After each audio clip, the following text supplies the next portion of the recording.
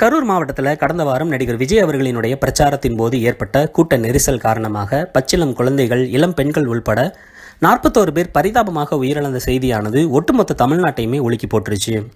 அந்த சோகத்தில் இருந்து இன்னும் தமிழக மக்கள் வெளிவராமல் இருக்காங்க.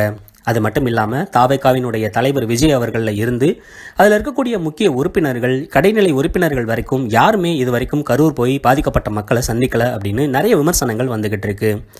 இப்படிப்பட்ட சூழலில் இந்த தாவேகாவினர் பிக்பாஸ் நிகழ்ச்சியில் கலந்துகிட்ட ஒரு பொண்ணுக்காக ஆதரவு திரட்டுறாங்க அப்படிங்கிற செய்தியானது வெளிவந்து ஒட்டுமொத்த நெட்டிசன்களினுடைய கோபத்துக்கும் உள்ளாகி இருக்கு. மக்கள் நிறைய பேர் அதுக்கு எதிரான பல கருத்துக்களை தெரிவிச்சுட்டு வராங்க.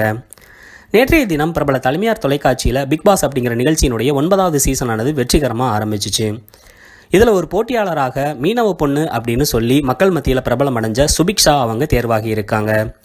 ஏற்கனவே இவங்களுடைய வீடியோக்கள் மூலமாக பலரினுடைய ஆதரவை பெற்றிருக்காங்க.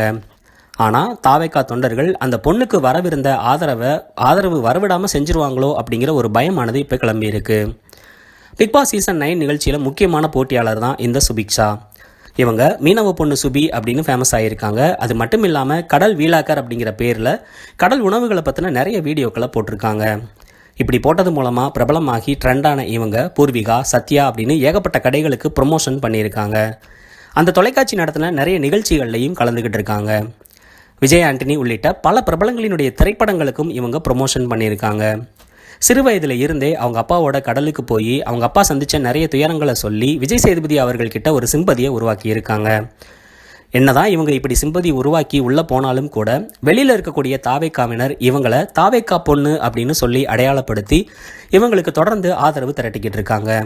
இதை பார்த்த நெட்டிசன்களாக இருக்கட்டும், மக்களாக இருக்கட்டும், தாவேகாவினர் யாரும் இதுவரைக்கும் இறந்து போன 41 பேர் வீட்டுக்கு போய் பார்க்கல. அந்த குழந்தைகளினுடைய அந்த ஈரம் கூட காயலை. ஆனால் பிக்பாஸ் நிகழ்ச்சியில் கலந்துக்கிட்ட ஒரு தாவேகா பொண்ணுக்காக இப்படி ஆதரவு திரட்டுறாங்களே அப்படின்னு தொடர்ந்து அவங்க மேலே விமர்சனங்களை சொல்லிட்டு வராங்க.